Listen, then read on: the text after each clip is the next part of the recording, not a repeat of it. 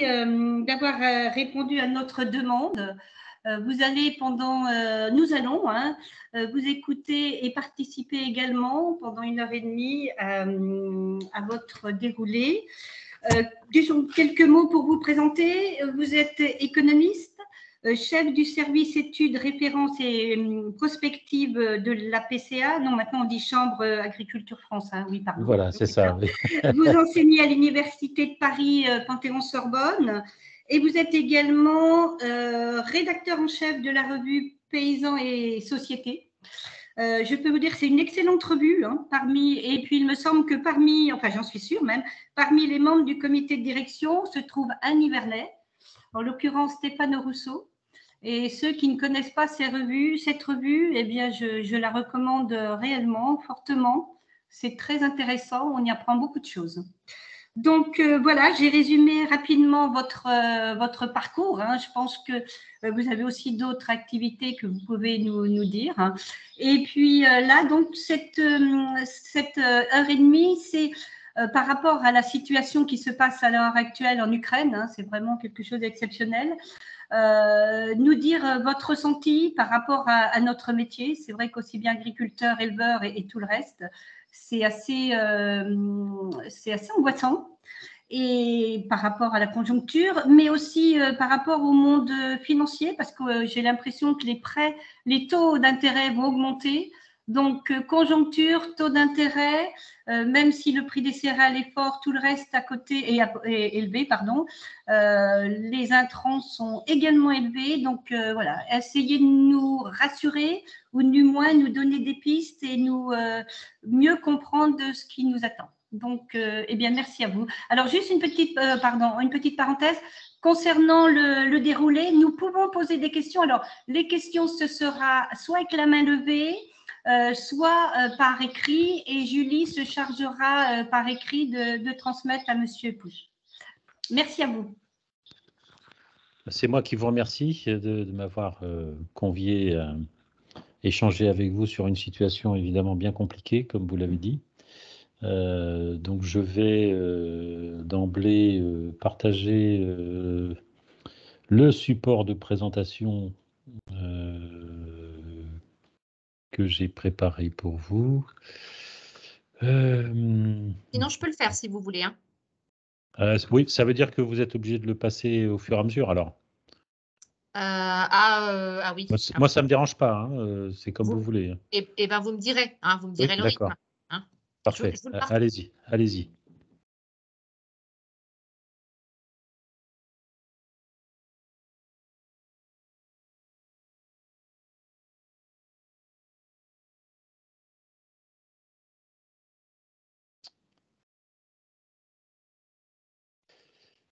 Voilà, très bien, merci beaucoup.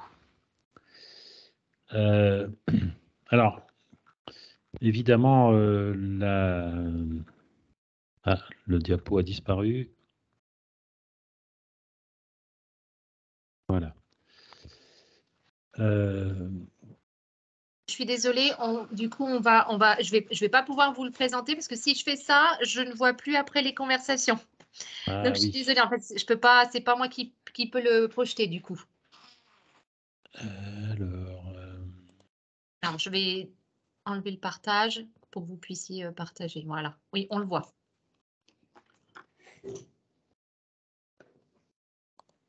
Est-ce que vous l'avez en plein écran aussi? Oui, là, c'est bon. C'est bon? Ok. Très bien. Eh ben, alors, allons-y. Oui, comme ça a été dit dans le propos préalable, on est assez surpris évidemment de trouver un secteur agricole, mais à la limite tous les secteurs d'activité économique, prise dans une conjoncture qui est particulière, inédite.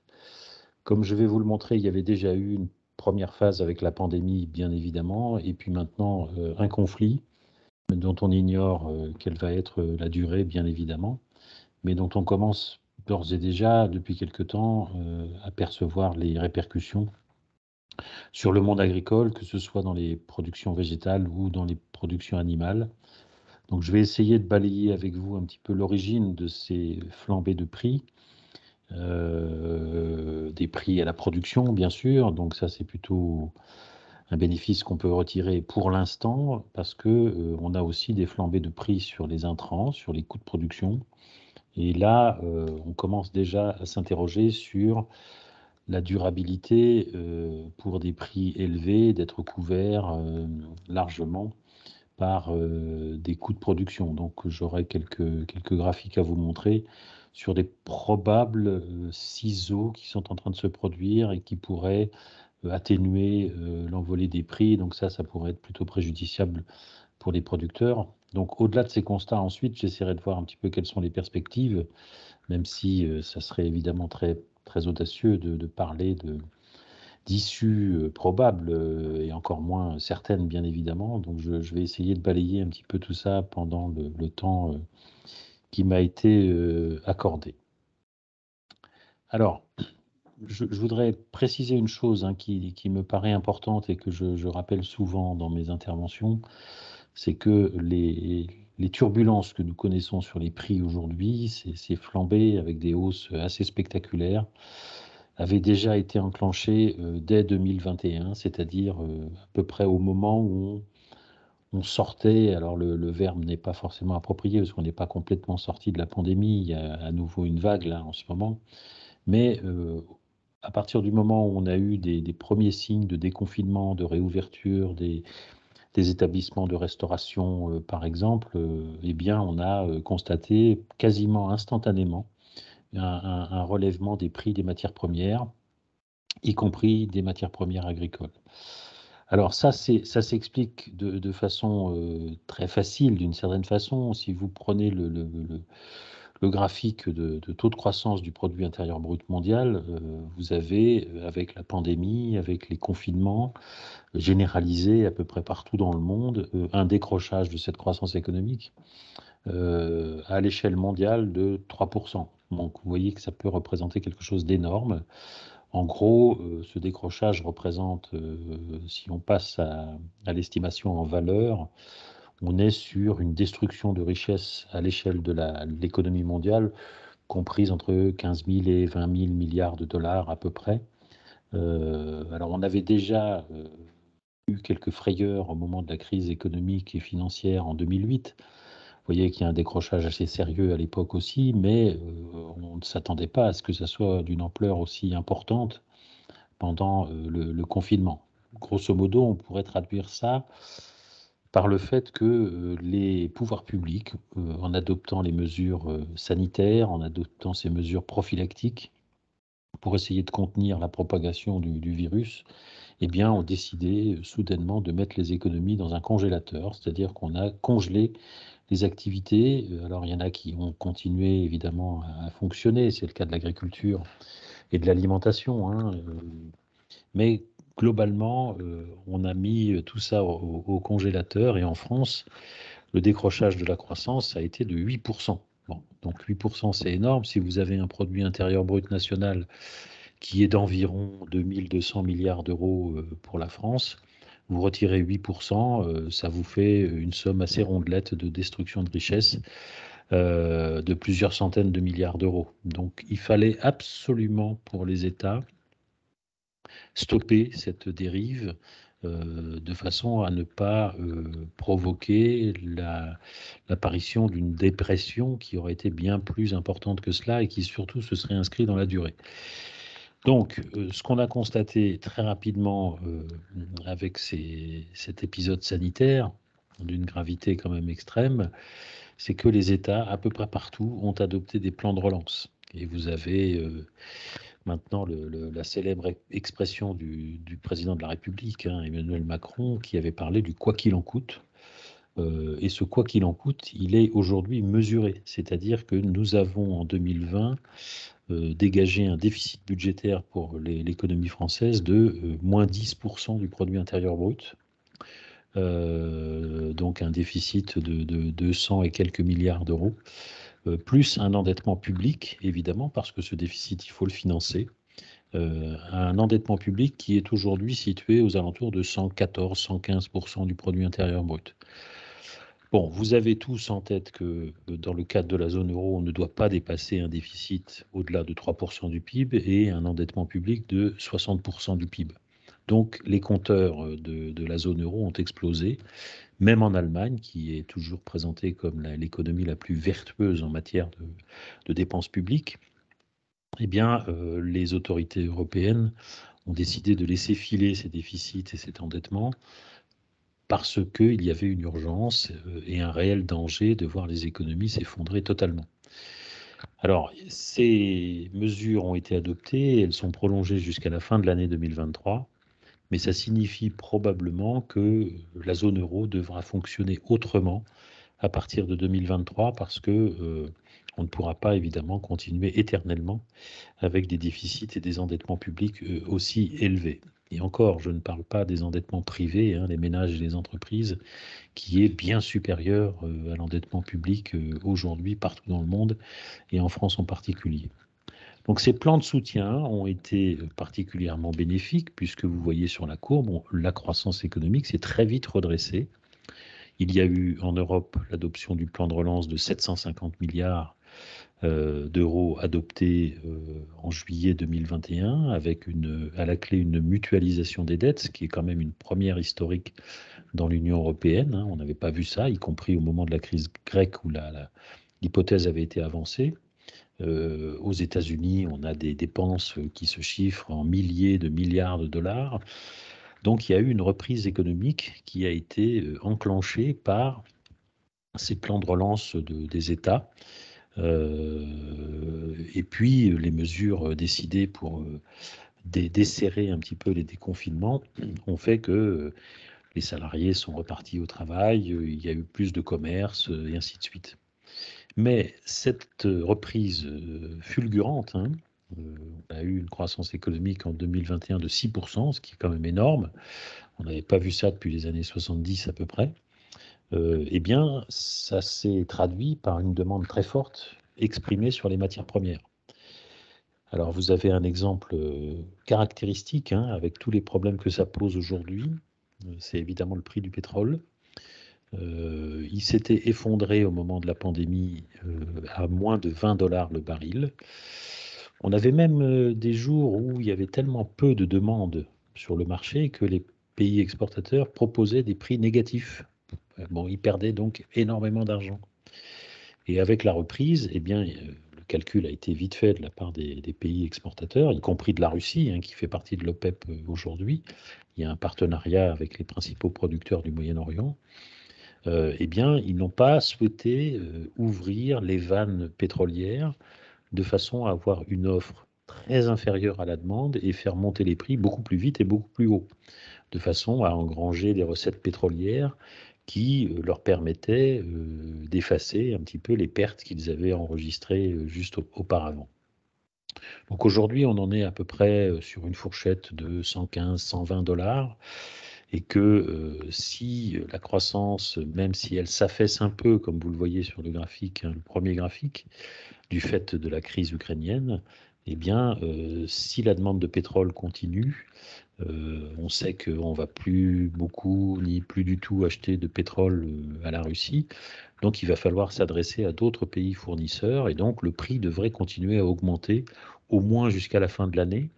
Un certain nombre d'observateurs estiment qu'on ne serait plus très loin à la fin de l'année 2022 de 200 dollars le baril. Donc vous imaginez les conséquences que cela peut entraîner pour les agriculteurs, bien évidemment, qui utilisent des produits énergétiques pour les tracteurs, pour les serres, etc., pour les chauffages des bâtiments d'élevage, mais à peu près pour toute la population, hein, les ménages, les entreprises, etc. Et vous avez en plus une répercussion directe hein, qui est sur le troisième graphique, c'est l'indice des prix de production dans l'industrie française pour ce qui relève du gaz. Donc le gaz, vous voyez qu'il a fortement augmenté et l'indice des prix de production a suivi. Hein, c'est-à-dire que les industries sont tellement confrontées aujourd'hui à un alourdissement de leurs charges que ça se répercute évidemment dans la formation de leurs prix. Alors évidemment, tout va être conditionné désormais, et ça c'est un message fondamental que vous avez certainement à l'esprit, mais c'est un message quand même qu'il faut rappeler, tout les profils de prix, tous les profils de marché aujourd'hui vont être conditionnés par la durée du conflit en Ukraine. Est-ce qu'il va s'arrêter? Est-ce qu'il va se prolonger? Et jusqu'à quand? Est-ce qu'il va même peut-être s'élargir avec d'autres belligérants? Donc tout cela, ce sont des points d'interrogation, mais qui évidemment se répercutent sur la formation des prix, puisque les opérateurs sur les marchés, quels qu'ils soient, ont horreur de l'incertitude, et c'est un peu la situation dans laquelle nous sommes aujourd'hui. Alors, deuxième point, et vous allez comprendre aisément, c'est que nous sommes confrontés pour les agriculteurs à une hausse des prix des engrais. Vous aviez eu une première phase pendant la crise économique et financière de 2008 avec phosphate, l'urée et le chlorure de potassium, et ensuite un affaissement et une stabilité, une platitude des courbes, vous voyez. Et à partir de la fin de l'année 2020, tout début de 2021, vous avez une remontée assez nette, sauf pour le chlorure de potassium, c'est un peu plus tardif, mais vous avez une sorte de convergence des hausses qui s'explique par la reprise de l'activité économique, donc de l'activité agricole, et par évidemment le conflit russo-ukrainien, sachant que pour un certain nombre d'engrais, et notamment les engrais azotés, on va le voir, c'est étroitement dépendant évidemment de la fourniture de gaz, et la Russie est un acteur prépondérant sur le marché mondial du gaz. Alors sur les exploitations agricoles françaises, ça se répercute et ça se mesure comment? Eh bien, si on prend l'indice des prix des moyens de production agricole, ce qu'on appelle l'IPAMPA, que construit et que calcule l'Institut national de la statistique et des études économiques, entre le mois de mars 2022 et le mois de mars 2021, hein, donc sur un an, vous avez une hausse de l'énergie et des lubrifiants de presque 70%, avec une pointe assez significative sur le gazole non routier, et je sais que ça vous parle évidemment, de 115% en un an. Et vous avez à nouveau des courbes sur les prix des moyens de production, alors le général, l'énergie et les engrais, qui se redressent fortement à peu près à la même époque. En gros, on pourrait superposer toutes ces courbes hein, que je vais vous présenter, et on aurait à peu près les mêmes cassures, les mêmes retournements à peu près au même moment. Ensuite, sur les autres répercussions visibles, et notamment en engrais, vous avez un doublement du prix des engrais depuis un an, avec évidemment des déclinaisons plus ou moins fortes. La plus forte, ce sont les solutions azotées, de 170% de hausse. Donc ça se répercute inévitablement hein, sur les charges et les coûts de production.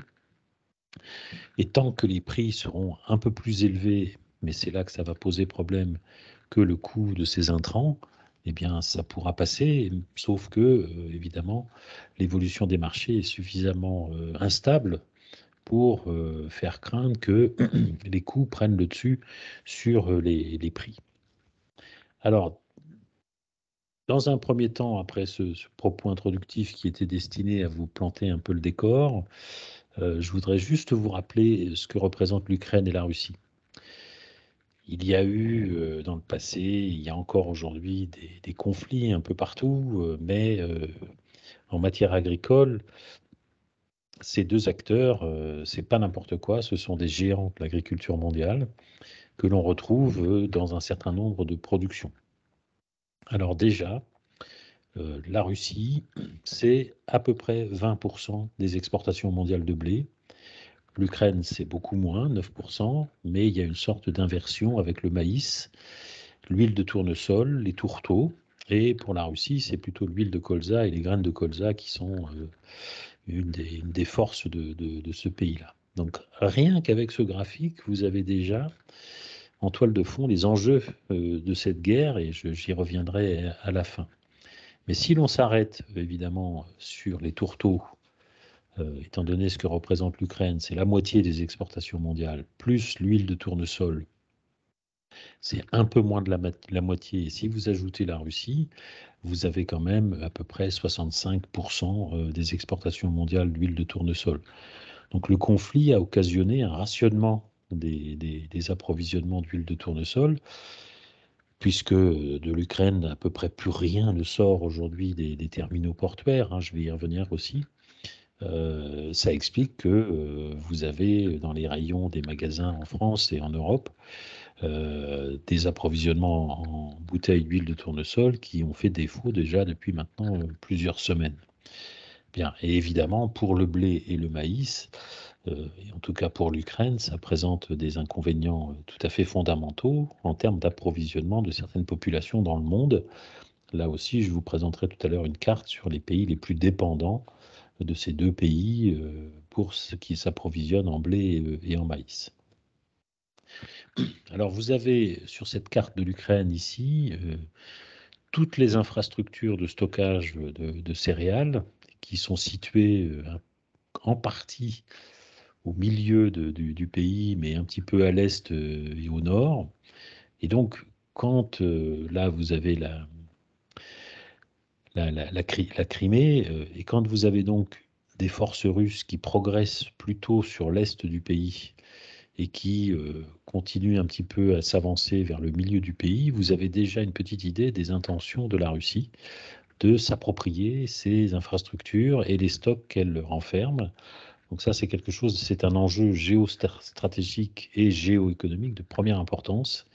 Derrière le conflit militaire au sens strict, il y a aussi une bataille pour contrôler évidemment les disponibilités en céréales. Et puis, de l'autre côté, vous avez sur cette carte l'importance des terminaux portuaires pour l'Ukraine et la Russie. En jaune, hein, ce sont les ports qui représentent plus de 90% des exportations ukrainiennes. Donc vous avez en particulier Mykolaïv et Odessa. Et puis pour la Russie, tout ce qui part de Rostov pour aller jusqu'à Novosibirsk. Voilà, plus quelques ports sur la Crimée. Mais ce qui est important à retenir, c'est que en cherchant à contrôler les productions et les stocks de céréales, la Russie cherche aussi à s'approprier tous les terminaux portuaires qui bordent la mer d'Azov et la mer Noire ici. Et ça, c'est important parce que si vous prenez Odessa, Odessa est un port en eau profonde, très profonde, qui a cette particularité de pouvoir accueillir des bateaux gigantesques, et notamment les fameux Panamax, comme on les appelle, puisque c'était les bateaux qui pouvaient circuler dans le canal de Panama à une certaine époque, et qui peuvent emmener 65 000 tonnes de blé. Et en remplissant ces bateaux, les bateaux peuvent partir vers le sud, en longeant un peu plus bas le détroit de Bosphore et le détroit des Dardanelles, et rentrer dans la mer Méditerranée pour approvisionner tout le nord de l'Afrique et tout le Moyen-Orient qui est ici. Donc c'est un enjeu absolument stratégique. Si la Russie parvient à contrôler tous ces ports, elle aura un double accès, la mer d'Azov et la mer Noire, qui lui permettra évidemment d'approvisionner tous les pays du Sud qui sont cruellement dépendants de ces approvisionnements. Donc ce sont des enjeux excessivement importants, très très forts pour la Russie. Et évidemment, on comprend que l'Ukraine puisse évidemment résister aux assauts de l'armée russe. Alors, une petite précision, hein, l'Union européenne essaye d'aider l'Ukraine d'un point de vue matériel et financier pour faire partir plutôt des trains, notamment de cette région d'Odessa et de Mykolaïv, et amener ces trains vers les ports de la Bulgarie et de la Roumanie un peu plus bas. Sauf que c'est pas tout à fait le même tonnage, hein. Un train complet, c'est 3500 tonnes à tout casser de blé possible à emmener, ce qui n'a rien à voir donc avec un bateau et ses 65 000 tonnes. En plus, comme vous le savez, il y a le problème de l'écartement des rails qui est un problème qui a l'air secondaire mais qui est fondamental quand même. Les trains peuvent être bombardés par l'aviation russe. Et en plus, il y a une autre contrainte importante, c'est que la Roumanie, dans son port de Constanta, n'a pas les capacités d'accueil forcément de tous les bateaux qui pourraient venir, ou en tout cas de tous les trains pour ensuite les charger sur les bateaux, pour une raison simple, c'est que non seulement le port est beaucoup plus petit, mais la Roumanie est en train de récolter son blé, et c'est une récolte importante cette année, et donc elle va certainement donner la priorité à son blé plutôt qu'au blé ukrainien qui viendrait par la voie ferroviaire du sud de l'Ukraine. Donc toutes ces contraintes font qu'aujourd'hui, vous avez à peu près 20 millions de tonnes de céréales qui sont bloquées dans les ports de l'Ukraine. Et il en est sorti ces dernières semaines 240, 250 000 seulement, donc c'est pas suffisant. Évidemment, quand on connaît, comme on va le voir tout à l'heure, le poids que représente l'Ukraine dans l'approvisionnement de certains pays. Donc vous voyez qu'il y a un mélange entre l'économie, l'agriculture, la logistique et la géopolitique, bien évidemment. Alors, le port d'Odessa est totalement miné par les Ukrainiens, parce qu'ils ne veulent pas que la flotte militaire russe s'approche du littoral. Donc, il y a des négociations en ce moment avec l'ONU et la Turquie pour voir comment est-ce qu'on peut faire. Est-ce que les Ukrainiens accepteraient de déminer? Est-ce que la flotte russe accepterait de se retirer? Mais maintenant, comment on fait pour déminer ça? Parce que certaines mines sont en train de dériver, ce qui pose évidemment des problèmes. Plus un point, et je terminerai sur cet aspect-là, les compagnies d'assurance ne veulent plus assurer les bateaux, évidemment, de peur de les voir exploser ou bombarder dans cette région, avec les conséquences financières que ça pourrait occasionner, bien évidemment. Alors pour les grandes cultures, ça sera la première conséquence. On a des charges qui sont évidemment alourdies. Des charges énergétiques d'abord. Hein. Vous avez encore une fois là, le prix du gaz qui est ici et le prix du pétrole de l'autre côté. Le prix du gaz a, vous voyez encore une fois, beaucoup augmenté au moment de la première fin de la pandémie. Il y a eu beaucoup d'oscillations. Et c'est redescendu soudainement ces dernières semaines avant de remonter la semaine dernière parce que finalement la Russie a décidé de suspendre ses approvisionnements à un certain nombre de pays européens à la suite de la visite de Emmanuel Macron à Kiev il y a une dizaine de jours. Donc on est là dans des réactions très symboliques mais qui évidemment prennent une tournure concrète avec soit je restreins mes approvisionnements et ça provoque deuxièmement donc une envolée du prix. Alors la Russie, c'est 40% du gaz importé par l'Union et pour la France, ça représente 17%. Et pour le pétrole, c'est 27 et 13%. Donc c'est pas négligeable, vous voyez, même pour la France, hein, d'où les questions qu'on a aujourd'hui de savoir comment on va faire cet hiver. Il va falloir trouver d'autres sources d'approvisionnement, il va falloir stocker d'ores et déjà avant que les mesures prises par Moscou prennent effet. On peut espérer que l'hiver soit relativement clément, mais s'il ne l'est pas, eh bien vous avez tous entendu comme moi que ce soit le fournisseur d'électricité ou de gaz, on nous demande de commencer à envisager de moins consommer, d'éteindre les lumières, etc., de faire un petit peu preuve de sobriété. Alors pour les agriculteurs, évidemment, ça représente pas mal de difficultés, on va le voir tout de suite. Mais vous voyez que sur les pays européens, vous en avez un certain nombre qui dépendent quand même crucialement de la Russie.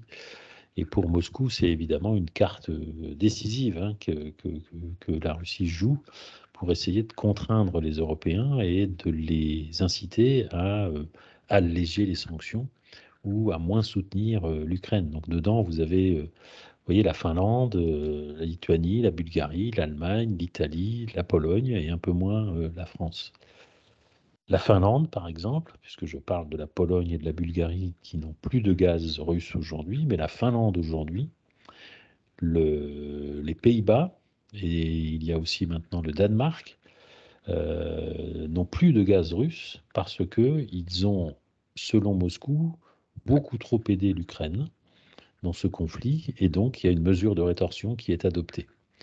Donc la question se pose de savoir comment on va pouvoir approvisionner tous ces pays-là dans les mois qui viennent, bien évidemment. Alors la France a une petite soupape de sécurité, c'est évidemment la fourniture du gaz algérien.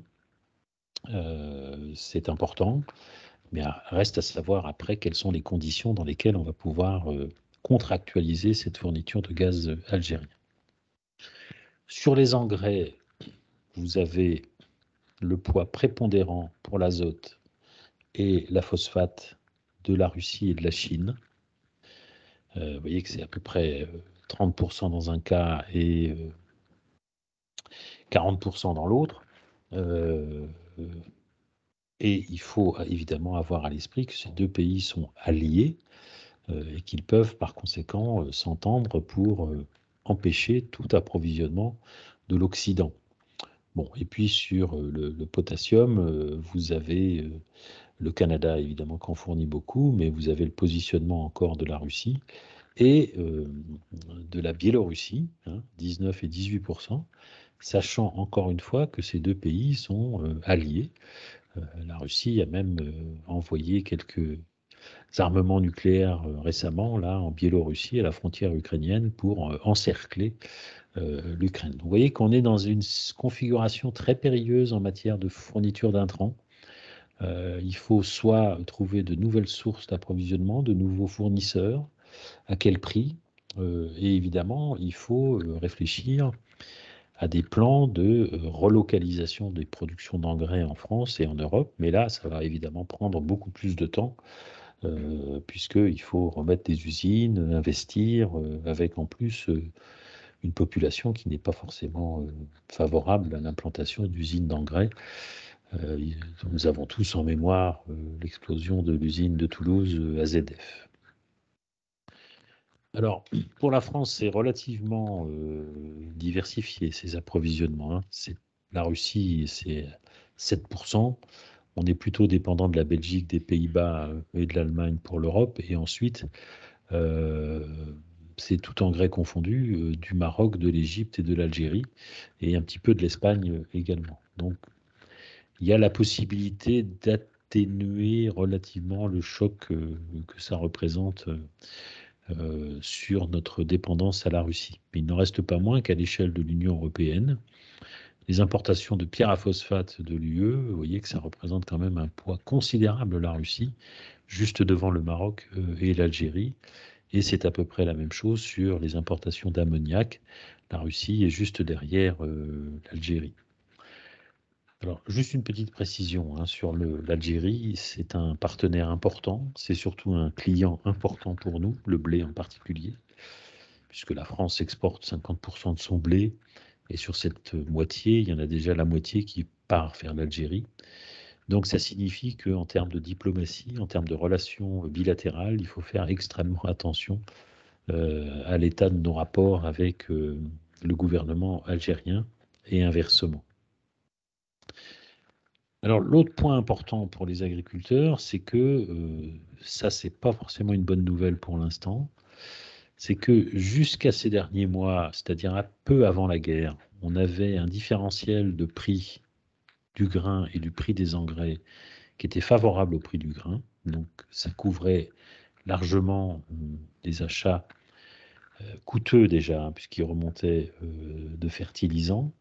Là, depuis le début de l'année 2022 et avec la guerre en particulier, et étant donné ce que je vous ai indiqué sur notre degré de dépendance, vous avez un différentiel qui s'est inversé, le ciseau des prix devient défavorable au prix des grains, qui pourtant restent encore élevés. Alors ils ont un peu descendu ces derniers jours. Tout va dépendre maintenant évidemment de la guerre, mais aussi des récoltes un peu partout dans le monde, etc.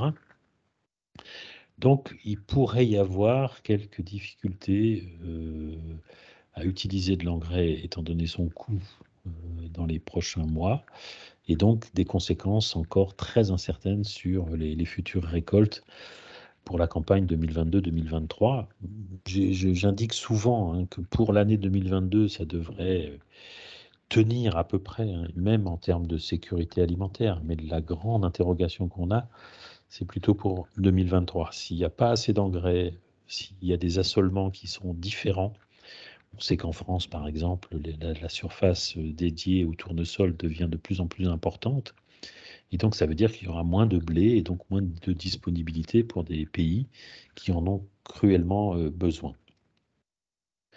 Ensuite, pour les éleveurs, et ça va évidemment faire écho à votre département, vous avez là encore des prix du grain et des oléagineux qui se sont envolés, comme vous le voyez ici, des hausses qui précédaient, comme je l'ai dit tout à l'heure, ce qu'on est en train de vivre aujourd'hui. Et donc ça, ce sont des orientations qui ont des conséquences pour les éleveurs, mais aussi pour les consommateurs, comme on va le voir. Alors, 2 exemples clés, hein, évidemment, c'est l'INSEE calcule l'indice des prix de l'alimentation pour les animaux. Vous avez une envolée, vous voyez, à peu près à la fin de l'année 2020, avec la reprise économique, le fait que les restaurants rouvraient, il a fallu un peu plus d'offres, etc. Donc il fallait un peu plus produire et abattre. Et puis sur le cas spécifique de l'élevage porcin, c'est évidemment la même configuration. Alors, premier point, l'INSEE qui calcule ces indices n'avait jamais vu depuis sa création en 1947 un indice aussi élevé. Même dans les plus forts moments des crises agricoles, des crises économiques, on n'avait jamais vu ça. Deuxième information, c'est que le syndicat national des industries de l'aliment a annoncé que certaines entreprises commençaient à réduire leur production étant donné le coût qu'elles doivent supporter en matières premières. Donc on a une baisse sur le premier trimestre de l'année 2022 de presque 5% de la production d'aliments pour animaux.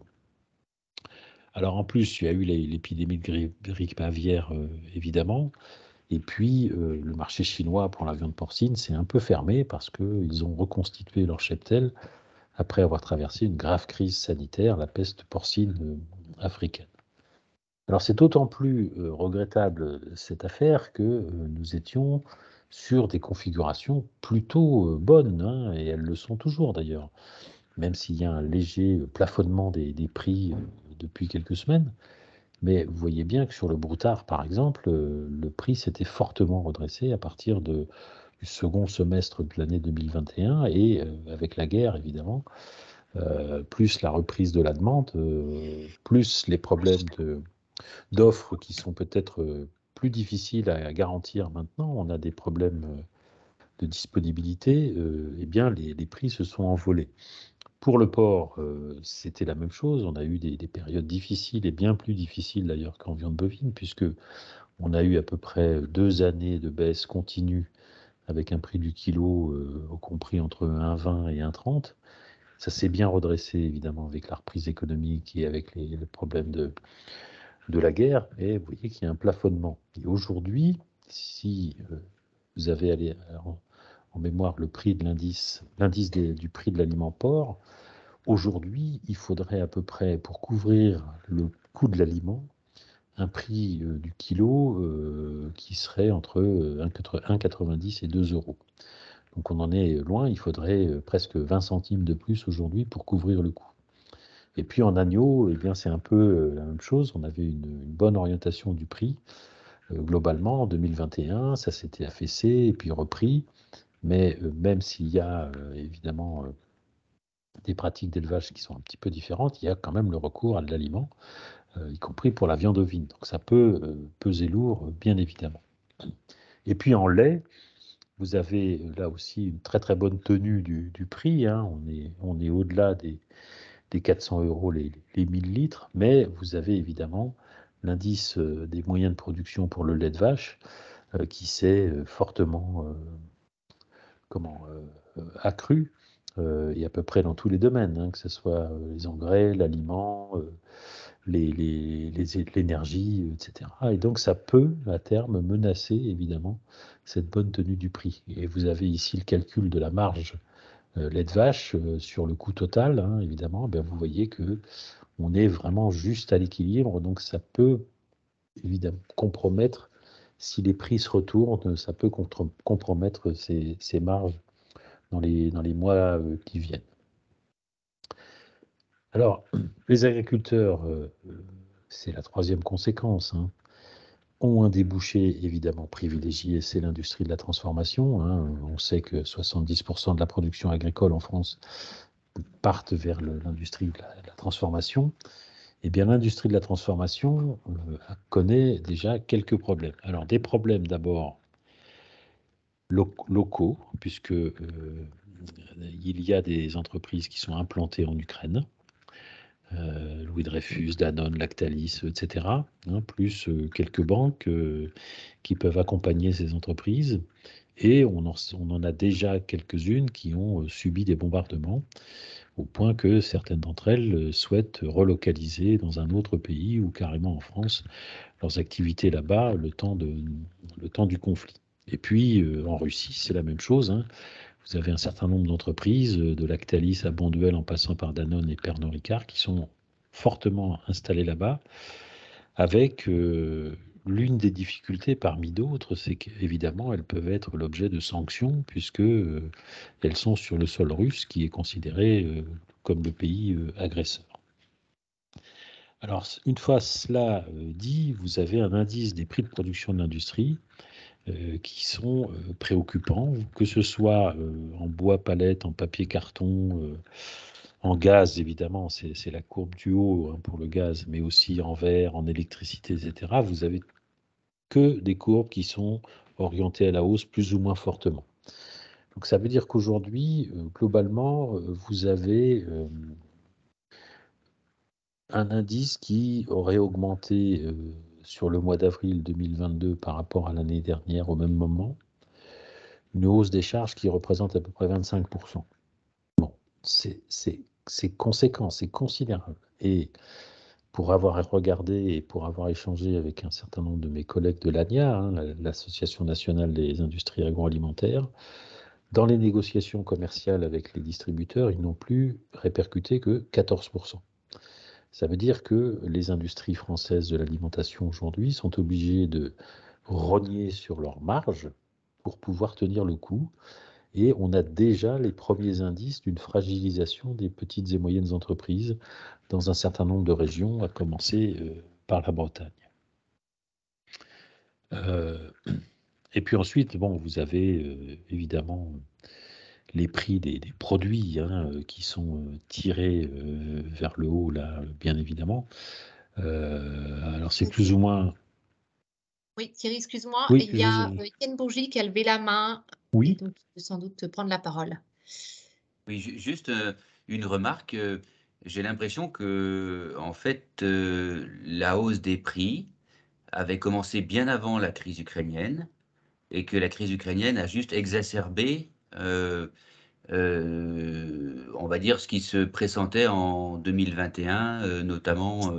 Moi, j'ai des comparaisons sur la partie forestière avec le chêne, où on va dire, les acteurs financiers spéculaient sur le bois, notamment les Anglais, ou sur la ferraille, enfin, ou le métal à la construction, la hausse des prix était déjà lancée dès 2021. On ne connaissait pas la crise ukrainienne. Et là, dans vos courbes, on voit que la crise ukrainienne fait progresser encore davantage les choses. Mais est-ce qu'en fait, le fait d'avoir des spéculateurs sur les matières premières depuis ces dernières années n'est pas aussi le démarrage ou je veux dire le complément de ces hausses exacerbées? alors je suis d'accord avec vous, évidemment, c'est ce que j'ai indiqué depuis le début de mon propos, que toutes ces hausses de prix de matières premières, plus la hausse des prix à la consommation, hein, puisqu'on parle d'inflation en France, précèdent évidemment le conflit ukrainien. Ce conflit va aggraver les choses et on se retrouve dans des situations qui sont déjà supérieures à ce qu'on avait connu en 2008 au moment de la crise économique et financière. Alors, si vous avez remarqué, j'ai évoqué à plusieurs reprises cette crise économique et financière, et votre deuxième partie de la remarque m'amène à parler effectivement de ces acteurs financiers qui interviennent sur les marchés des matières premières et les marchés à terme en particulier. Alors, autant on avait pu mesurer au moment de la crise économique et financière une présence assez massive de ces acteurs financiers non commerciaux, c'est-à-dire qu'ils prenaient des positions sur les marchés à terme, mais pas en tant qu'agriculteurs ou transformateurs, par exemple, mais en tant que financiers purs, des banques, des compagnies d'assurance, des fonds de pension, etc. Dans la mesure où, à l'époque, il y avait eu un effondrement du marché de l'immobilier, la fameuse crise des subprimes, comme on avait dit à l'époque, qui avait entraîné dans sa chute les autres marchés financiers, toutes les bourses en particulier, les actions et les obligations. Et comme il y avait eu aux États-Unis du temps de la présidence de Bill Clinton des lois votées pour décloisonner tous ces marchés, eh bien, lorsque les marchés financiers et le marché de l'immobilier se sont effondrés aux États-Unis, on a retrouvé ces acteurs qui avaient des portefeuilles d'actifs. On les a retrouvés avec ces actifs qu'ils avaient vendus sur les marchés des matières premières, énergétiques, à usage industriel ou agricole, parce qu'il y avait une flambée des prix. Et donc, ce passage d'un marché à un autre permet à ces acteurs-là de rebondir tout le temps. Lorsque ça baisse d'un côté, ils essayent de profiter d'une situation de l'autre qui est beaucoup plus favorable. Donc, on avait effectivement, à travers un certain nombre de statistiques, montré, et à la PCA en particulier, qu'il y avait eu une aggravation de la flambée des prix à l'époque par le seul jeu de la spéculation. Alors, ça pose évidemment plein de questions. Comment faire pour lutter contre cette spéculation qui peut être dévastatrice, évidemment, pour les pays importateurs en particulier? Est-ce qu'on peut réguler ces marchés? Est-ce qu'on peut conditionner l'accès à ces marchés pour les financiers? Bon, je rappelle, pour la petite histoire, que dans les années 30, aux États-Unis, ce qui est quand même assez paradoxal pour ce pays-là, le président Roosevelt avait décidé autoritairement et administrativement de fermer les marchés à terme pendant 6 mois pour éviter tout phénomène de spéculation. Dans la situation présente, jusqu'à ces dernières semaines, comme les prix des actifs financiers, actions et obligations pour aller vite, se tenaient plutôt pas mal, on avait assez peu de présence de spéculateurs au sens mauvais du terme sur les marchés à terme des matières premières. En revanche, ce qu'il va falloir surveiller maintenant, c'est que comme les bourses sont en train de flancher les unes derrière les autres depuis quelques jours, et encore aujourd'hui, le CAC 40 par exemple, à midi, il reculait de 2%, ce qui est quand même énorme. On est repassé sous la barre des 6000 points. Donc il faut maintenant surveiller si on ne va pas retrouver les acteurs qui perdent de l'argent en ce moment sur les marchés financiers, sur ces marchés à terme, sachant qu'ils se tiennent plutôt bien encore en ce moment.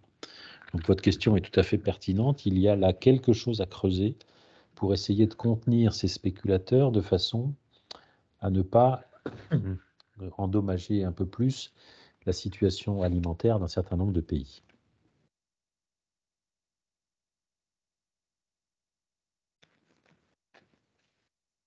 Bien. Alors, pour juste prendre un exemple pour les produits industriels, mais sur les produits de la boulangerie, de la pâtisserie et des pâtes alimentaires, on a tous constaté une augmentation des prix. En Île-de-France, par exemple, le prix de la baguette a augmenté de 15 centimes. Et le prix des pâtes alimentaires, c'est du 15-20% depuis le début de la guerre. Donc il y a déjà, vous voyez, pour l'industrie française, une nécessité de répercuter ça sur les prix à la consommation, avec les conséquences que vous avez tous entendues au moment de la campagne électorale, notamment sur l'ambition de mettre en place un chèque alimentaire. Bref. Alors, je vais passer très vite là-dessus, mais dans le plan de soutien qui avait été adopté par le gouvernement Castex le 17 mars, il y avait contenu dedans la nécessité de rouvrir les négociations commerciales qui s'étaient pourtant terminées au mois de février, dans le cadre de la loi Egalim par exemple. Bien là, vous avez juste une petite idée à travers quelques indications chiffrées. Par exemple, les industries demandent une augmentation de 7,2, et bien l'augmentation dégagée par la distribution n'est que de 3,5. Bon, en gros, la moitié, c'est un peu ce que je vous disais sur les 24 et les 15 tout à l'heure. Donc on est dans des situations particulièrement tendues, avec, dans le cadre de la loi Egalim, vous avez la possibilité pour les négociateurs de demander un médiateur. Eh bien, il y a eu 60 demandes de médiation, rien que sur le mois de février. Donc on est là dans un processus extrêmement complexe, extrêmement tendu, avec des positions souvent très inflexibles, notamment de la part de la distribution. Alors, c'est pas pour les accuser, mais c'est parce que j'ai souvent entendu, comme vous, à la radio, Michel-Édouard Leclerc, par exemple, qui rejette cette idée que les prix augmentent parce qu'il y a une flambée des prix sur les marchés des matières premières. Alors, ça me conduit évidemment à parler de l'inflation. En France, elle a été au mois de mai de 5,2%.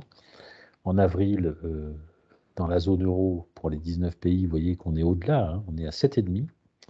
Et pour certains pays, ça va même jusqu'à 10%, hein. C'est le cas de la Pologne, c'est le cas de l'Estonie, c'est 8% pour l'Allemagne. Et ça s'explique essentiellement par l'énergie, bien évidemment, et en deuxième poste par l'alimentation, les alcools et le tabac. Donc, ça pose plein de questions. Qu'est-ce qu'on fait? Est-ce qu'on a des moyens pour lutter contre cette inflation? Inflation qui avait disparu depuis les années 90 quand même, hein. On était descendu très bas, aux alentours de 2%, voire même moins. Et il y avait même eu des phases de déflation, c'est-à-dire d'évolution négative des prix. Et les laitiers en savent quelque chose, puisque au moment de la sortie des quotas laitiers, on a connu une crise très grave pendant 3-4 ans, avec le 270 € les 1000 litres. Et on voyait bien que les transformateurs et les distributeurs exigeaient des prix très bas. Et on était dans une phase d'évolution négative des prix, une déflation, hein. Là, il y a une recrudescence de cette inflation pour les raisons qu'on a évoquées depuis tout à l'heure, et ce qui conduit aujourd'hui les autorités monétaires, et ça a été dit tout à l'heure dans le propos introductif, hein, par votre collègue, il y a une remontée des taux d'intérêt. On avait pendant pas mal d'années un taux d'intérêt négatif. Alors, pour faire le lien avec ce que je disais sur l'endettement public, l'endettement des États, c'était tout à fait bénéfique, puisque la charge financière qui pesait sur les États endettés était beaucoup moins lourde avec des taux négatifs qu'avec des taux positifs. Bon, alors ils sont encore très éloignés de ce qu'on a connu pendant la crise économique et financière, bien évidemment, mais ils ont rebasculé dans le positif, ce qui fait que la France, pays très endetté, va avoir une charge financière plus élevée qu'auparavant. Et encore, ça c'est le taux d'intérêt de la BCE, hein, donc on est à 1,50, 1,60. Mais sur des pays comme l'Italie, autre pays de la zone euro très endetté, 150% du produit intérieur brut, le taux est à 4%. Il est remonté soudainement depuis quelques semaines et on se demande du côté des observateurs et même à la BCE, on se demande si l'Italie ne va pas vivre ce qu'a vécu la Grèce au moment de la crise économique et financière en 2012. Donc c'est quelque chose qu'il faut surveiller. L'inflation conduit les banques centrales à relever leur taux d'intérêt pour que l'argent soit un peu plus cher et qu'on la demande moins. Mais c'est un problème maintenant, jusqu'à quand ça va durer et quelles sont les répercussions. Alors pour l'agriculture, c'est d'autant plus important que cette hausse des taux d'intérêt des banques centrales se répercute sur les taux d'intérêt des banques, les vôtres, hein, la mienne, qui maintenant conditionne beaucoup plus les accords de crédit qu'on lui adresse. Ce qui fait que dans une période où nous devons, dans les entreprises, investir massivement pour opérer la fameuse transition énergétique ou la transition agroécologique, eh bien ces investissements vont être de plus en plus coûteux, avec le risque évidemment de dissuader les acteurs économiques d'engager ces investissements. D'abord parce qu'ils vont être plus chers et deuxièmement parce que la situation internationale est très incertaine. Comment voulez-vous convaincre un acteur d'engager des investissements très lourds alors qu'il ne sait pas du tout ce que ça va être, ce que va être la fin du conflit et surtout les conséquences. Alors, la dernière conséquence, c'est évidemment l'insécurité alimentaire dans le monde. Vous en entendez tous parler. Par voie de presse, il y a eu des déclarations tonitruantes du secrétaire général de l'ONU, M. Guterres, qui disait il n'y a pas longtemps que nous étions face à des ouragans de famine. Ben, c'est pas faux, hein. Vous avez, depuis 2017 à peu près, une remontée du nombre de personnes sous-alimentées dans le monde. Il y a eu une longue période où il y en avait de moins en moins, une décrue très importante du fait du développement de certaines économies, comme la Chine en particulier. Et depuis 2017, vous avez une recrudescence du nombre de sous-alimentés. On n'était pas très loin avant la guerre de 800 millions de personnes. On va certainement rejoindre les 900 millions ou le 1 milliard d'individus qui seraient sous-alimentés dans les mois qui viennent avec cette guerre. Alors, la FAO l'explique par évidemment des aléas climatiques, mais surtout, et c'est ça qui est très intéressant, qui fait le lien avec l'actualité, c'est que cette aggravation de l'insécurité alimentaire mondiale est due aussi à la multiplication des conflits militaires, et en particulier dans des pays africains ou au Moyen-Orient. Avec les guerres en Irak et en Syrie, il y a eu des conséquences très importantes sur l'insécurité alimentaire. Ce qui fait que depuis 15 ans, on voit bien sur ce graphique, hein, vous avez la crise économique financière ici, avec la crise alimentaire mondiale de l'époque, donc les émeutes de la faim dans une 50aine de pays. Un peu plus tard, en 2011, ici, les printemps arabes. Et vous avez aujourd'hui donc les risques d'aggravation de cette insécurité avec le conflit, la pandémie, etc. Donc vous avez une longue période sur 15 ans où on est sur des tensions alimentaires qui peuvent être préjudiciables pour les populations de certains pays. Et alors, ce qui est de plus inquiétant, si vous voulez, et encore je m'arrête à 2020 avec mes statistiques, mais 30% de la population mondiale est en état d'insécurité alimentaire grave ou modéré. 60% en Afrique et 41% en Amérique latine. Donc ça, c'est quelque chose d'assez inquiétant parce que ça grimpe dans le monde depuis à peu près 2014-2017, comme je le disais, et puis ça grimpe en Afrique, où c'est quand même un continent très peuplé, et ça grimpe en Amérique latine de façon très étonnante, puisqu'il y a quand même des pays agricoles, l'Argentine, l'Uruguay, le Brésil, bien évidemment.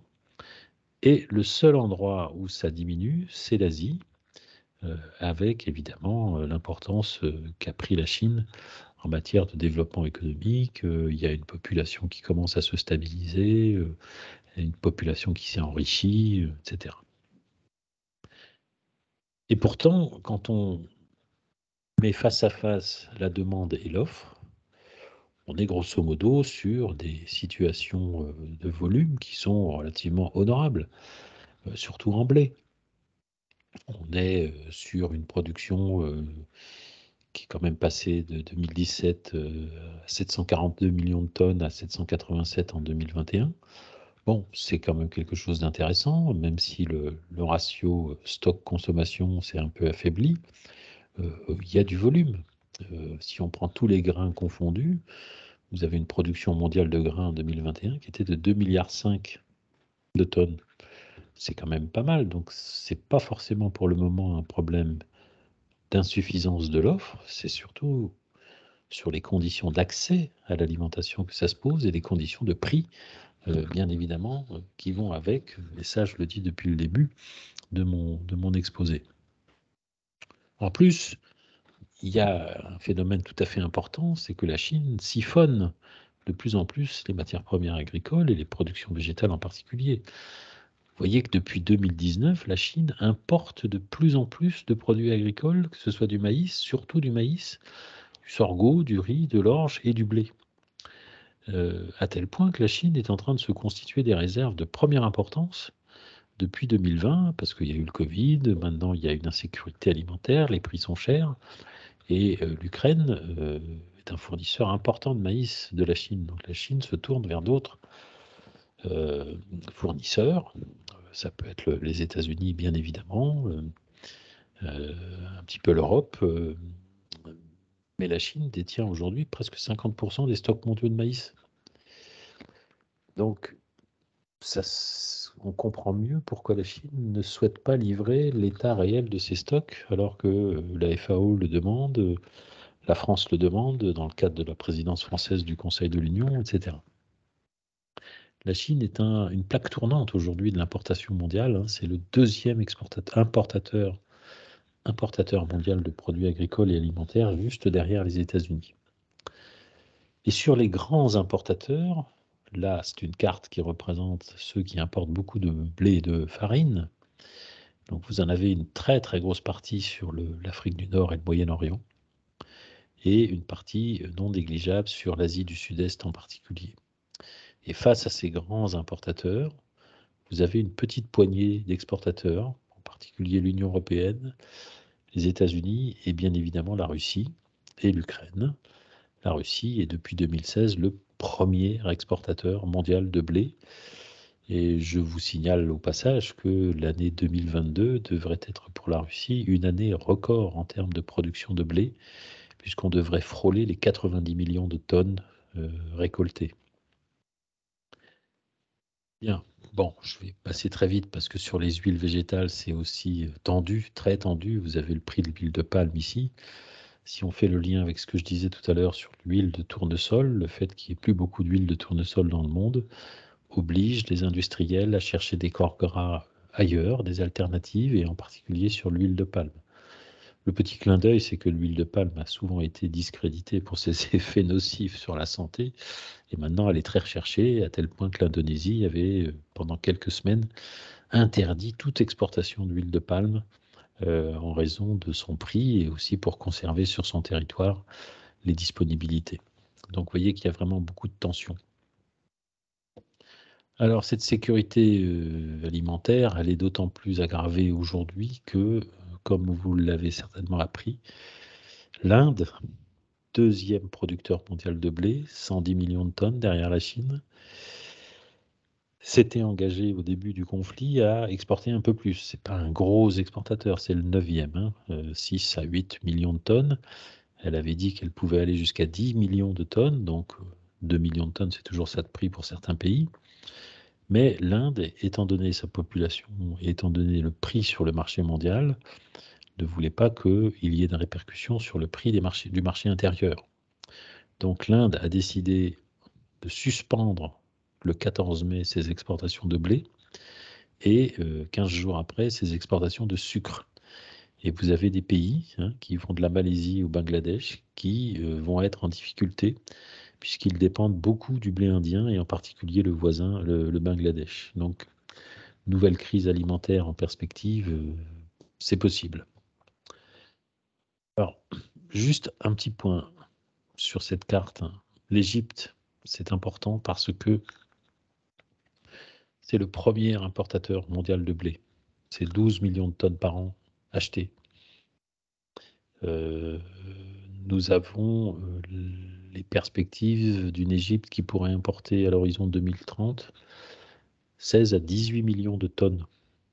Donc il va falloir les produire. Le prix du pain a considérablement augmenté en Égypte ces dernières semaines. L'État subventionne le prix du pain pour essayer de calmer la population. Le point de départ du renversement du gouvernement égyptien de l'époque de Moubarak, c'était justement le problème de l'alimentation. Nous avons un pays qui n'a quasiment plus de liquidité aujourd'hui pour acheter sa nourriture. Elle est obligée d'emprunter, l'Égypte. Et je précise un dernier point, l'Égypte dépend à 85% de l'Ukraine et de la Russie pour son blé. La Russie ayant évincé les États-Unis il y a quelques années du marché égyptien.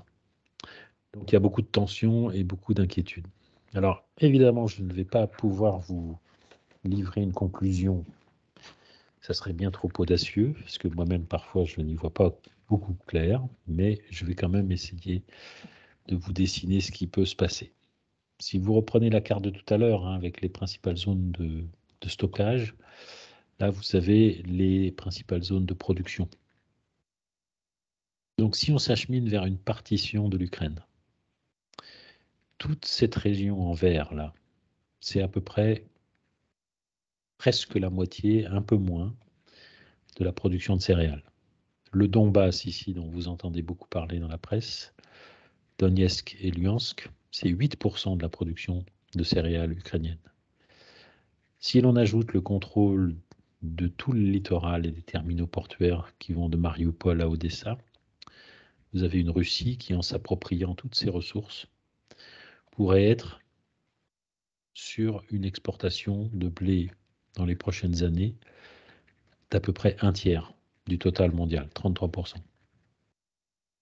Ça lui offrirait évidemment à la Russie, en tant que premier exportateur mondial de blé, il faudrait rajouter le maïs et le tournesol là-dedans, ça lui donnerait évidemment une puissance alimentaire absolument redoutable, dont elle commence déjà à se servir, puisque elle ne livre du blé qu'aux pays qui ont apporté la preuve qu'ils ne se sont pas engagés auprès de l'Ukraine. Donc c'est le cas de la Chine, c'est le cas de l'Égypte pour l'instant, de la Syrie bien évidemment, et de quelques pays africains. Vous avez tous entendu que le président sénégalais s'était rendu à Sochi il n'y a pas très longtemps, il y a 3 semaines. Il a rencontré le président Poutine en lui indiquant que la population sénégalaise était en danger pour se nourrir. Et M. Poutine lui a dit, pas de problème, je vais livrer, sachant que le Sénégal ne s'est pas prononcé contre la Russie à l'Assemblée générale de l'ONU au moment du déclenchement du conflit. Donc tout cela est très intéressant, bien évidemment. Regardez un peu ce qui peut se passer, les forces en présence, et en même temps suffisamment anxiogène pour la suite de ce conflit. Donc le scénario qui peut se dégager, c'est évidemment une partition de l'Ukraine. Je ne suis pas sûr que la Russie puisse annexer la totalité, ce qui ferait réagir évidemment les Occidentaux. Mais il y a un point que je voulais souligner sur cette carte. Surveillez bien ce qui peut se passer dans les prochains jours, parce que l'OTAN, avec l'accord de la Turquie, qui est un des membres de l'OTAN, eh bien l'OTAN a décidé d'accorder l'adhésion à la Finlande, à la Suède. Donc ils vont rejoindre l'OTAN, et évidemment M. Poutine est très en colère vis-à-vis de ça, puisqu'il va se sentir encore plus encerclé. Donc probablement qu'il va y avoir des répercussions sur le conflit et sur les productions et sur les livraisons de gaz, de pétrole et d'engrais dans les prochains mois. Alors c'est pourquoi, même si ça précède le conflit, nous avons, avec la pandémie plus le conflit, en France, le retour de la souveraineté alimentaire. Le ministère ne s'appelle plus ministère de l'Agriculture et de l'Alimentation et de la Forêt, mais bien ministère de l'Agriculture et de la Souveraineté alimentaire. Donc c'est quand même quelque chose d'assez étonnant, puisque cette souveraineté avait disparu pendant pas mal d'années. Elle ressurgit à la faveur des propos d'Emmanuel Macron. Je ne suis pas sûr qu'elle soit complètement partagée par l'ensemble des États membres, mais on peut faire un petit graphique sur notre taux d'auto-approvisionnement et les secteurs qui nécessiteraient d'appliquer cette souveraineté et d'essayer de relocaliser certaines productions. Donc vous avez blé, maïs, orge, sucre, il n'y a pas de problème. Produits laitiers, il n'y a pas de problème. Viande bovine, c'est quasiment à l'équilibre. En revanche, vous voyez qu'en engrais, en huile, en tourteau, et après, dans une moindre mesure, en tomates et en volaille, eh bien, nous sommes dépendants de l'extérieur. Ce sont les principaux produits que nous importons, avec évidemment des conséquences aujourd'hui importantes, financièrement parlant, même si, avec les points forts que je viens d'évoquer, nous sommes encore très excédentaires commercialement parlant. Alors, les pistes. Il y a eu des plans qui ont été adoptés. J'ai parlé du plan Castex tout à l'heure, qui contient plein de choses, sur les plans de résilience, sur les boucliers énergétiques, etc. Il y a eu la feuille de route de l'Union européenne qui contient la possibilité pour des États membres d'avancer certaines aides européennes par anticipation, le déblocage de la réserve de crise, et puis évidemment les dérogations sur les jachères, même si ça ne va pas entraîner évidemment de surcroît significative de la production en France, puisque la mobilisation des jachères représente à peu près 440 000 hectares, c'est-à-dire 1,6% de la SAU, la surface agricole utilisée. C'est pas énorme. Et puis ce sont des surfaces qui ne sont pas forcément très productives. Ça peut être des angles, des pentes, des zones humides, etc. La question du Green Deal, est-ce qu'il faut renoncer, suspendre, aménager la stratégie européenne? Beaucoup le demandent, beaucoup l'ont demandé, il y a beaucoup de débats autour de ça, mais le vice-président de la Commission, M. Timmermans, a dit, et il a été applaudi par les ONG, que la guerre n'est pas un prétexte pour renoncer à l'ambition de transition agroécologique de l'Union européenne. Comment concilier, et c'est un problème qui va se poser de plus en plus, performance économique et performance environnementale. Est-ce qu'il y a un levier du côté du gaspillage alimentaire? C'est possible. Certains calculs montrent que si on réduisait le gaspillage dans le monde, on aurait 2 milliards de personnes qui pourraient être nourries. Bon, là aussi, ça fait l'objet de pas mal de débats. Il y a l'OMC, l'Organisation mondiale du commerce, qui patine depuis un certain temps et qui surtout en tout cas c'est beaucoup d'États membres de l'OMC, sont opposés à l'idée de stockage public.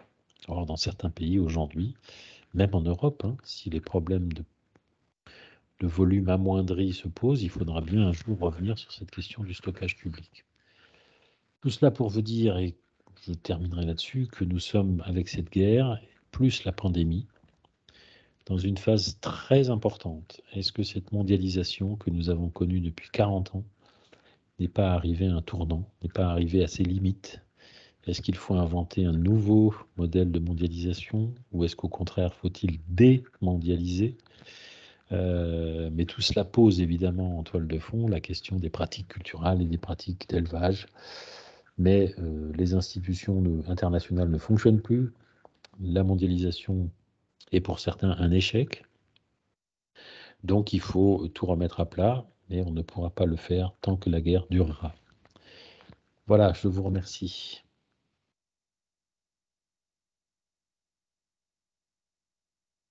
Très bien. Merci, Monsieur Pouch. Avez-vous des questions?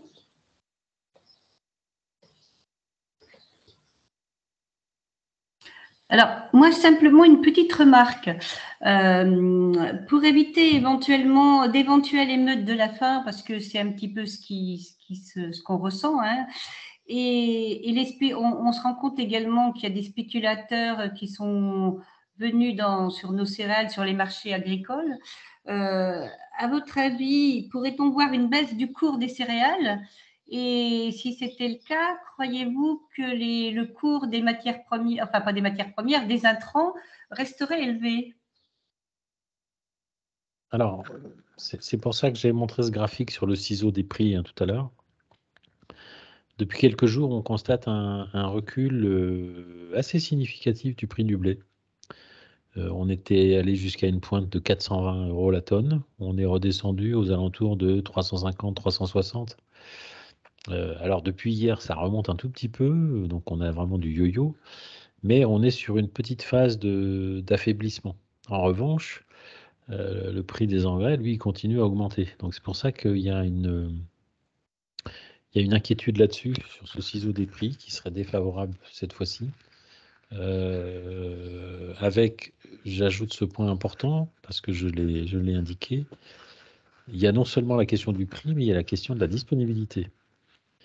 Si on a moins d'engrais, parce que ça coûte trop cher à fabriquer, parce que le gaz manque, puisque ça vient essentiellement de Russie, quelles vont être les sources d'approvisionnement? Alors, sur certains engrais, alors pas azotés, mais plutôt phosphatés, potassiques, oui, ça pourrait provenir du Maroc, par exemple, mais l'engrais azoté, il y a quand même un besoin. Alors, c'est pour ça que je disais tout à l'heure que il y a déjà des agriculteurs qui ont fait le choix de mettre les surfaces en tournesol. Alors, j'ai un peu regardé, sur 2017-2021, on a une augmentation de la surface en tournesol de 14%, quasiment par an. Et on est à 24% de plus que la moyenne 2017-2021. Donc, c'est à peu près 800 000 hectares qui vont être cultivés cette année en tournesol.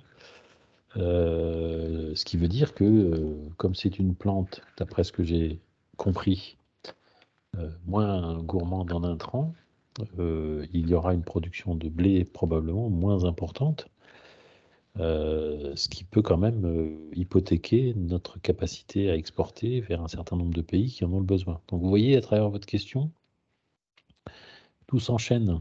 Il y a un mouvement circulaire, il y a un effet il y a des crans successifs qui, en fonction du choix d'un assolement, le choix aura des répercussions sur la capacité d'un pays comme le nôtre à vendre du blé ou pas à des pays comme l'Algérie, l'Iran, le Liban, qui a fait appel à la France pour augmenter un peu plus ses exportations.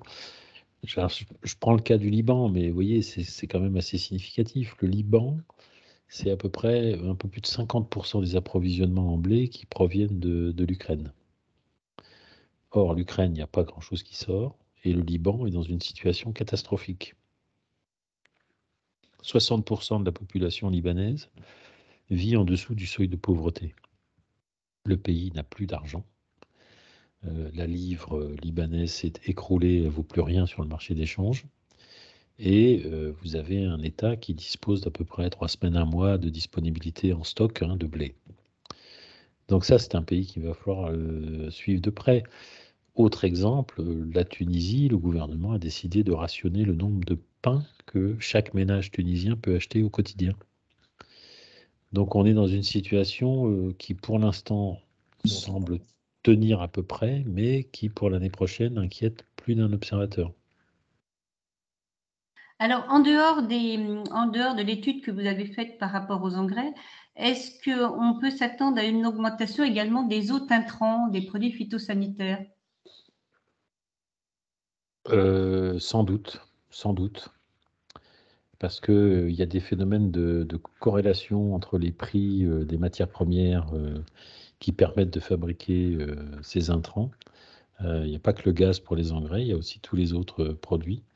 Donc sans doute, oui, c'est pour ça que on rentre là à travers votre remarque et votre question dans les problématiques. Comment est-ce qu'on peut utiliser moins d'intrants pour faire des économies tout en maintenant les rendements et les volumes. Et ça, c'est une équation qui peut paraître, pour certaines productions, compliquée.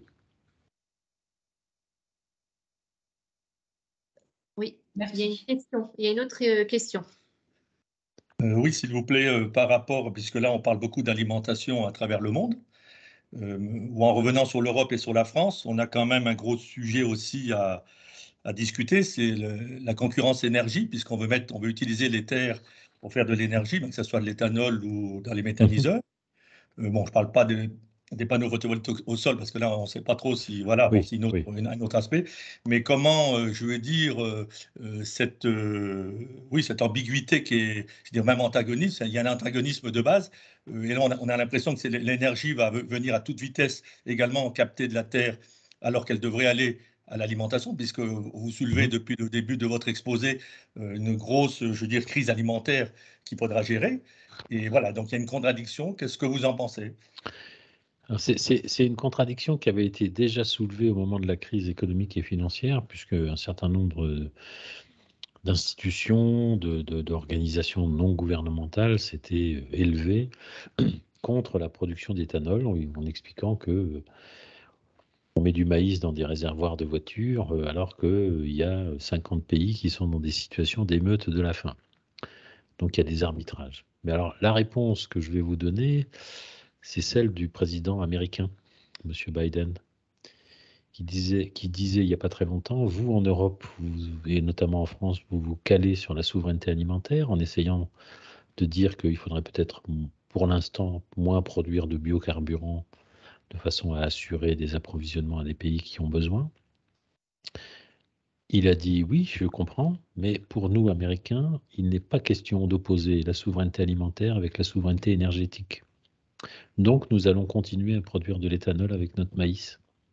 Et c'est un maïs qui est quand même conséquent aux États-Unis, bien évidemment.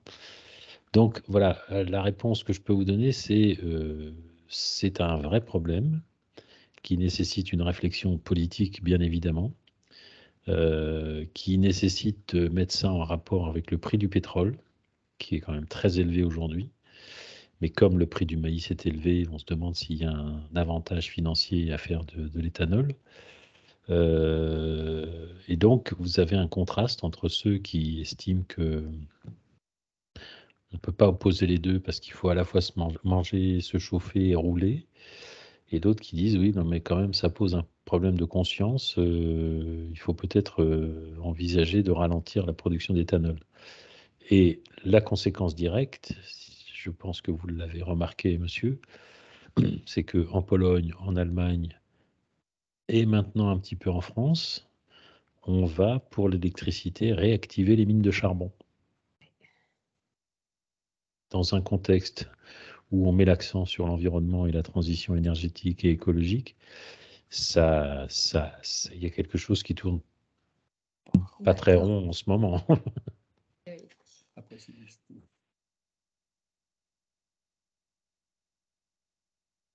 une autre question, s'il vous plaît, par rapport à...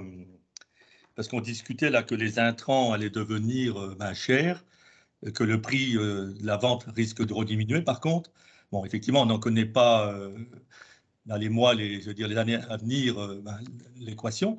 Mais n'empêche que, je veux dire, si les intrants deviennent trop chers par rapport à un prix qui diminue, donc un prix de vente qui diminue, donc ce qui veut dire en termes économiques des revenus pour l'agriculture qui seraient négatifs. Donc, moi, ma question, c'est comment les modes de production, puisque, bon, sans aller jusqu'à la bio, malgré tout, je veux dire, comment le système tel qu'on le connaît, avec utilisation assez forte d'intrants, donc la chimie, le gaz, le pétrole, donc comment vous voyez l'agriculture de demain si on reste dans un contexte où on sera en difficulté, soit d'intrants trop chers, ou soit même de manque d'intrants, puisqu'il y aura de la concurrence, peut-être aussi sur les marchés mondiaux. Alors, il y a un premier élément de réponse qui consiste à s'appuyer et à développer une stratégie d'agriculture de précision. Vous avez quand même aujourd'hui suffisamment de matériel, d'investissement, de technologies qui vous permettent d'apporter l'intrant sur une parcelle, une surface, en fonction de ce que vous donne l'ordinateur. Donc là, il y a peut-être une fenêtre de tir qui s'est déjà d'ailleurs appliquée même avant le conflit. On parlait depuis quelques années d'agriculture de précision. Donc certains agriculteurs ont adopté ces moyens techniques. Donc ça, c'est un premier élément de réponse. Le deuxième élément, c'est que vous avez cité à l'instant l'agriculture biologique. Alors ça tombe mal pour l'agriculture biologique, cette affaire, parce que on pensait que justement c'était une perspective garantie de succès, de rentabilité, mais vous avez tous constaté comme moi que l'agriculture biologique, dans un certain nombre de productions, de filières, connaît de réelles difficultés. C'est même une crise. J'ai pris l'exemple du lait tout à l'heure à plus de 400 et quelques euros les 1000 litres.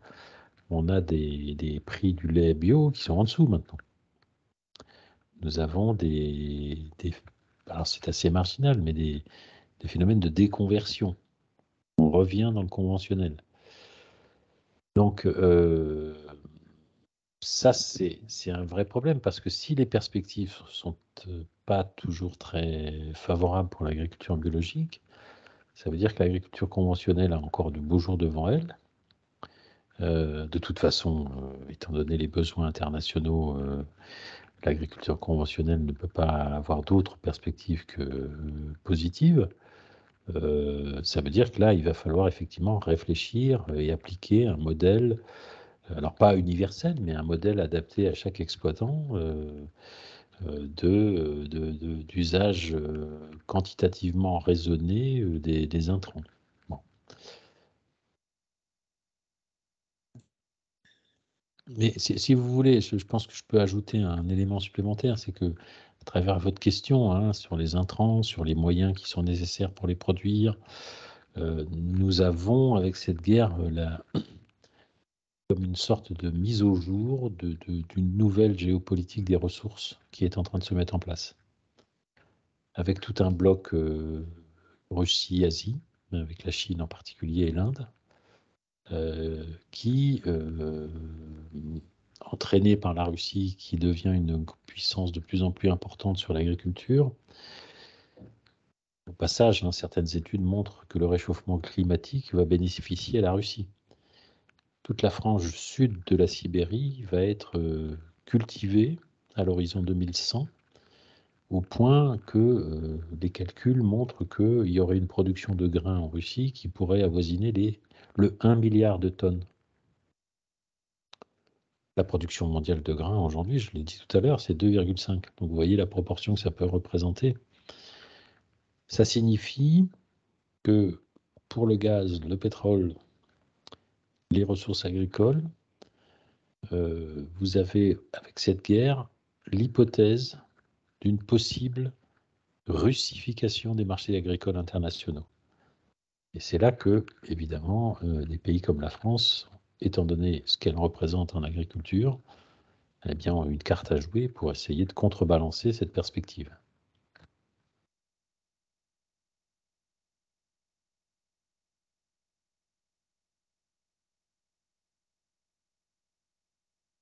je suis pas tout d'accord.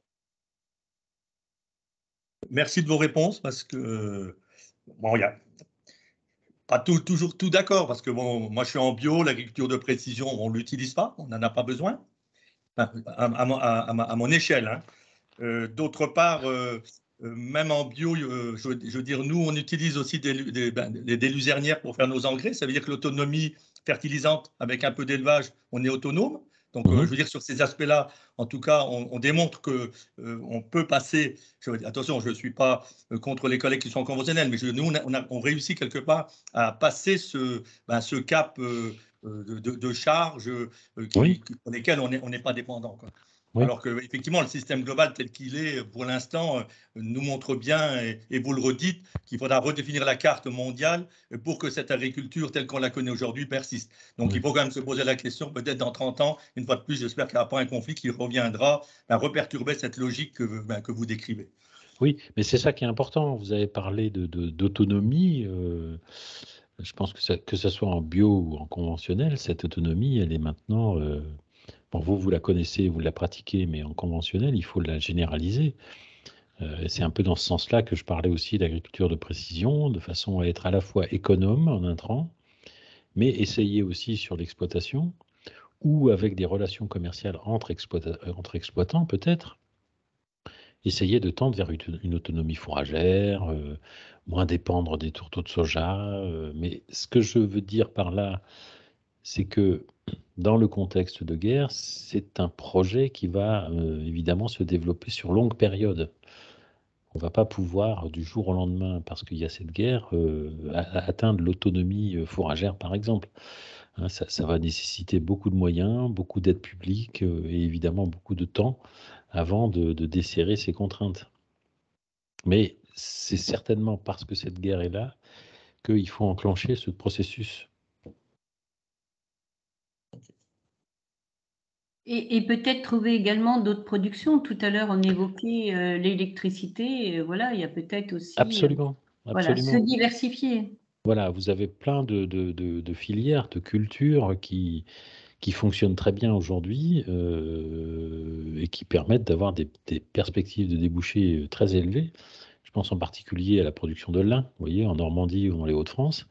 Et ça marche très bien. Je veux dire, c'est pas nouveau d'ailleurs, hein, mais c'est quelque chose qui maintenant se structure tellement bien que nous avons des débouchés extérieurs particulièrement importants.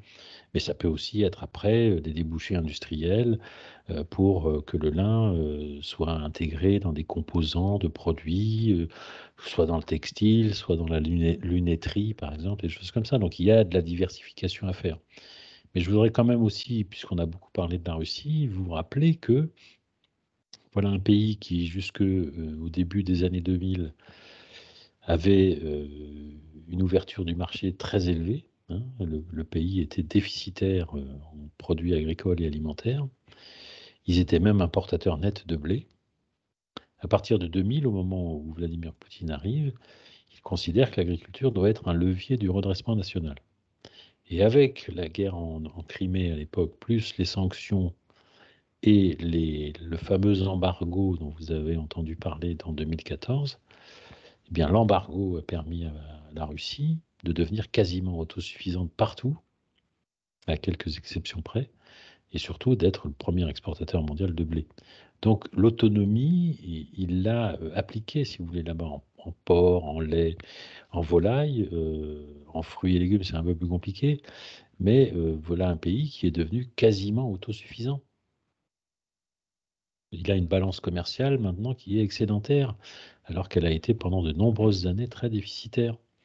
Donc il n'y a pas de raison, si vous voulez, qu'en France, étant donné un des derniers graphiques que je vous ai montré sur les engrais, sur les tourteaux, etc., il y a des perspectives qui me paraissent tout à fait bien orientées et favorables. Mais après, sur le soja, ça présente une autre difficulté, parce que si nous sommes tant approvisionnés en soja, et en partie du soja américain, c'est parce qu'il y a eu un accord au début des années 60, en contrepartie de la formation de la politique agricole commune, accord qui n'a jamais été remis en cause. Donc peut-être qu'il y aurait aussi tout un travail politique à mener pour dire aux États-Unis, maintenant, on ne vous importe plus de tourteaux de soja. nous allons développer soit notre production de soja, soit notre production de légumineuses fourragères qui pourra permettre, accentuer éventuellement plus de systèmes herbagés, même si ça n'exclut pas évidemment à certains moments de l'année qu'on puisse avoir recours à des aliments pour animaux. Mais il y a beaucoup de travail à mener pour reconquérir une certaine autonomie, oui. C'est un des travaux de nos chambres d'agriculture. Absolument. C'est à la On y fois. va, dans le département, on réfléchit tout à fait. Voilà, tout à fait. C'est le réseau chambre, c'est évidemment toute la profession, et ça relève aussi des pouvoirs publics qui doivent, jusqu'à l'échelle européenne, qui doivent prendre conscience qu'aujourd'hui, nous sommes face à une puissance qui ne nous fera pas de cadeau. Très bien. Est-ce qu'il y a d'autres questions? Non, une réaction. Je pense que la Russie n'a pas eu tous les freins, les freins sociétaux que la France et les pays européens peuvent avoir en termes de production. C'est pas une critique, hein, mais je pense qu'ils regardent pas trop ni ce qu'est écologie, ni ce qu'est réserve d'eau, ni ce qu'est irrigation, ni ce qu'est etc. quoi. Oui, c'est pas faux, c'est pas faux. Nous avons mis beaucoup de contraintes qui entravent évidemment les perspectives et qui entravent certaines productions. Oui, bien sûr. Il y a des contrastes très importants, y compris au sein de l'Europe d'ailleurs, où vous avez des dérogations sur certains règlements qui sont accordés aux uns et pas aux autres. Oui, je suis d'accord avec vous. Alors, par rapport à cela, au niveau de la Chambre d'agriculture France et puis vous qui collaborez à la Chambre d'agriculture, croyez-vous qu'on puisse un jour faire sauter, entre guillemets, toutes ces contraintes? Parce qu'on en parle depuis des années. Nous, dans nos départements, on essaie, mais voilà, on se sent bien seul. Des fois, on se dit que fait Paris? Alors, d'abord, je voudrais juste préciser que je ne collabore pas avec la Chambre d'agriculture France. Je suis salarié, c'est mon employeur principal. Vous travaillez à la PCA? Oui, je travaille depuis longtemps ici. Comment vous répondre? Parce que j'ai peut-être un peu de mal à comprendre votre question. Je pense que ce soit à l'échelle départementale ou régionale, je pense qu'il y a un relais qui est pris à l'échelon national pour aller un petit peu dans ce sens-là, pour essayer de voir si on ne peut pas harmoniser un peu plus les règlements à l'échelle européenne, que ça s'applique à tout le monde, qu'il y ait, mais ça ne va pas être facile parce qu'il y a des plans stratégiques nationaux maintenant qui vont être tellement différents qu'il y aura certainement des sources de concurrence derrière tout ça, malheureusement. Et puis, en France, enfin moi je participe souvent aux travaux autour de Sébastien Windsor, il y a quand même une demande pour alléger un certain nombre de contraintes, de freins, de règlements. On a évoqué tout à l'heure, je crois, le problème de l'eau. Voilà, sur les bassines, il y a des choses à faire. Il faut évidemment lutter contre des adversaires qui ne comprennent pas toujours d'ailleurs ce que c'est que l'agriculture. Donc, je pense qu'il y a un élan réseau, finalement. C'est pas, je crois qu'il n'y a pas de doute, en tout cas, de ce que je vois et de ce que j'entends et des travaux auxquels je participe, oui. Oui, c'est vrai qu'il y a beaucoup, enfin, malheureusement en France, comme le disait tout à l'heure Philippe Guillen, il y a beaucoup de gens qui contestent et c'est pas si évident d'avancer. Ah oui, ça, et qui contestent souvent en méconnaissance de cause. Ils contestent parce qu'ils ont encore la possibilité de trouver à manger et tout ça. La crise fera peut-être que demain, il n'y aura peut-être plus à manger. Tout à l'heure, vous parliez du blé. Le blé, je pense que prochainement, il faudra que nos élus, nos grands élus prennent des décisions. Est-ce qu'on met à manger dans le bec des poulets ou on met le blé en Égypte pour pas avoir la guerre? Et voilà, ça fait partie des arbitrages. Peut-être qu'on peut tenir les deux axes là, de l'alternative en produisant un peu plus. Mais on est mal parti pour produire plus en France. Ah oui, ça c'est sûr, oui. Mais il faut essayer de tenir ce cap, c'est important. De toute façon, sur la volaille, nous avons suffisamment de problèmes à la fois sanitaires et économiques que ça sera peut-être nourrir les Égyptiens plutôt que de poulet français, quoi. Oui, mais par contre, on va toujours manger du poulet en France, on va le faire venir d'ailleurs, qui respectera pas les mêmes normes. Exactement. Alors pour l'instant, il vient le poulet que nous consommons, à part les poulets sous signe de qualité qui viennent de certaines régions de France pour le dimanche. Pour les restaurations collectives, nos sources privilégiées d'importation, c'est la Belgique, l'Allemagne et la Pologne. Alors, il y en avait un peu d'Ukraine, mais avec la guerre, ça s'est évidemment arrêté. Mais la Pologne est très offensive sur les exportations de poulet. Et les citoyens demain, peut-être mettront la nourriture comme priorité dans leur acte d'achat, ou vous pensez que ça ne reviendra jamais la téléphonie, enfin l'informatique est prioritaire par rapport à se nourrir? Alors, il faudrait regarder les enquêtes de consommation d'assez près, mais j'ai l'impression que depuis la pandémie, surtout avec cette guerre, il y a quand même une prise de conscience que la nourriture, c'est quelque chose de très important. Et dans un pays comme la France, je vois mal comment ça pourrait évoluer dans l'autre sens. Alors, je sais qu'il y a des forces, des acteurs qui poussent, par exemple, sur les élevages à produire de la viande digitalisée ou de la viande artificielle, là, je ne sais pas, mais bon, j'ai un peu de doute quand on regarde comment a évolué le comportement vegan, par exemple, dont on a beaucoup parlé ces dernières années, c'est quand même très, très marginal à l'échelon français, hein. Donc je crois que d'une certaine façon, il y a tout un travail aussi à faire pour la génération qui arrive, de reprise en main, de prise de conscience de l'importance de notre agriculture, de notre cuisine, de notre gastronomie, du fait que l'agriculture, ça sert à quelque chose. Donc je crois qu'il y a tout un travail. Je sais qu'il y a un certain nombre de vos collègues, hein, parce que j'ai quand même pas mal circulé ces derniers temps, ça se développe, c'est l'accueil à la ferme pour les jeunes collégiens, par exemple. Et on m'expliquait qu'ils étaient tous très surpris finalement d'apprendre que une vache, on pouvait faire du lait avec de telle façon, qu'avec du blé, eh ben ça se semait. Enfin, il y a tout le processus, hein, toute la chaîne, et les collégiens sont très très surpris et fort contents d'apprendre comment que ça se passe concrètement.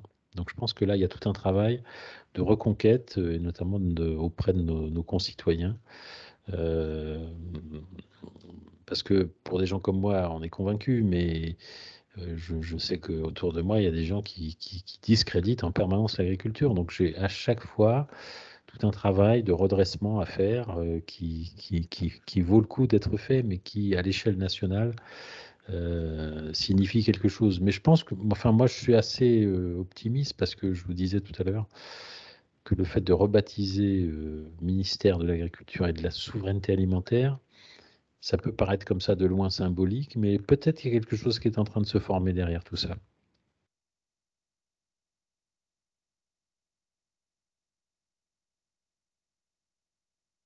Très bien. Eh bien, 14h40, donc parfait. On vous remercie, Monsieur Pousse. C'était très, merci très beaucoup. intéressant, C'est passionnant. moi qui vous remercie. Oui. Merci beaucoup. Merci. Et pourrons-nous avoir les infos? Alors, oui, on vous enverra les supports, et d'autre part sur YouTube, c'est cela, hein, Julie. Oui. Julie a enregistré donc l'ensemble de la séance, et donc vous pourrez le revoir sans problème. Sur la chambre, sur le compte de la chambre. Oui. D'accord, merci. Merci beaucoup, ce fut fort passionnant, et puis peut-être une prochaine fois, si la conjoncture est malheureusement en bien ou en mal, en s'aggravant, pardon, on vous recontactera, Monsieur Pouche. Merci Avec beaucoup. grand plaisir, merci à vous. Merci à vous. Au revoir. Bon après-midi. Au revoir. Thierry, est-ce que juste je peux vous poser la question, est-ce qu'on peut utiliser effectivement votre diapositive? Est-ce qu'il peut être déposé sur le site de la Chambre? Oui, vous mettez juste 10,50 €, c'est bien. D'accord. Ok. Il n'y a pas de souci, Non, je vais faire ça non, avec bien sûr. Claude. Vous pouvez le mettre sur le site de la Chambre, il n'y a Ok. pas de problème. C'est Merci fait beaucoup. pour ça, hein, c'est une démarche réseau, hein, il n'y a pas de problème. Oui. Encore merci, c'était très intéressant. Merci à vous. Merci à vous. Au revoir. Au revoir.